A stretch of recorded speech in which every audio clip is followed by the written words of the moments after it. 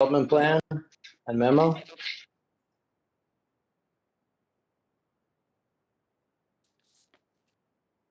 Dan, Certainly. Dan, Yes. We should. Let me just. Wonderful. Let's see here. Arvind, as this is this is the city's redevelopment plan that I'll be presenting tonight. That's what I want.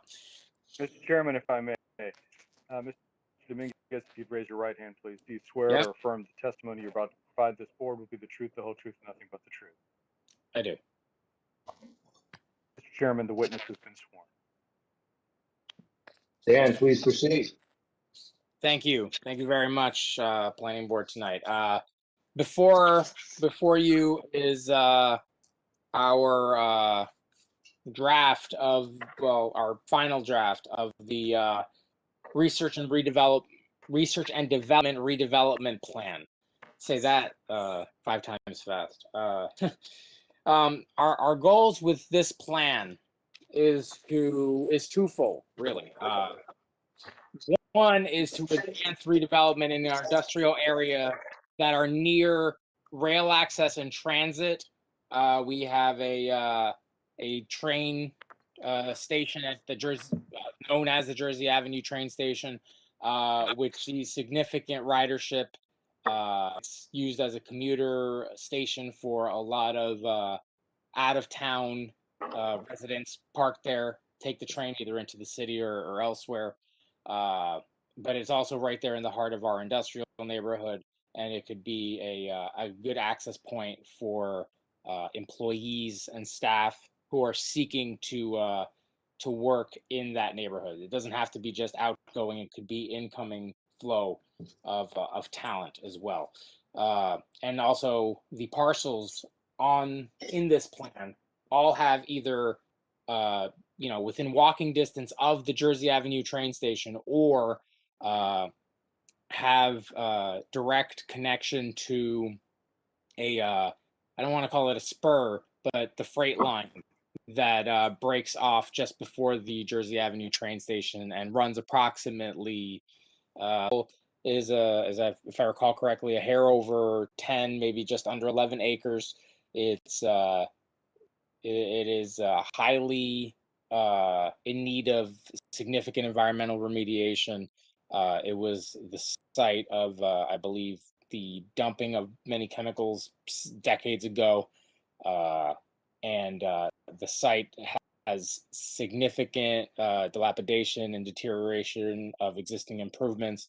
The buildings are all collapsed, and the site is essentially in disrepair. Beyond that, really. The site was actually blighted by the city back in 1986. So this one in particular, this parcel is designated as the one redevelopment parcel out of the 6 total parcels. The other 5 are under rehabilitation, meaning that they would not be subject to condemnation,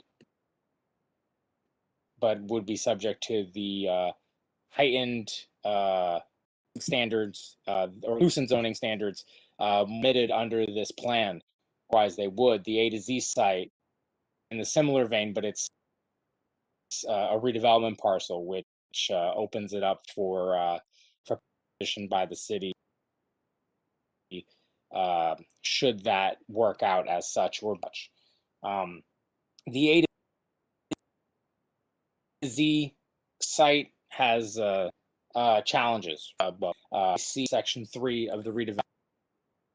That this particular, the bulk standards and whatnot of this particular redevelopment plan allow for significant intensities for the basically there would not be any expectation that this site could accommodate appropriate redevelopment of any kind without the relatively intense bulk standards that are being proposed here today, to be able to, let's call it, to pencil out for anyone who would want to redevelop it. It's again significantly dilapidated. There's environmental remediation. There are, as far as I know, liens on the property from, I believe, NJDEP. At this point, I think the liens may break into the 8 figures due to environmental concerns. And not to mention that there's the ownership situation there is somewhat in flux, and the site is, I think, possibly qualifies legally as abandoned. It's it's a mess of sorts, and without these very intense bulk standards, there's probably no standard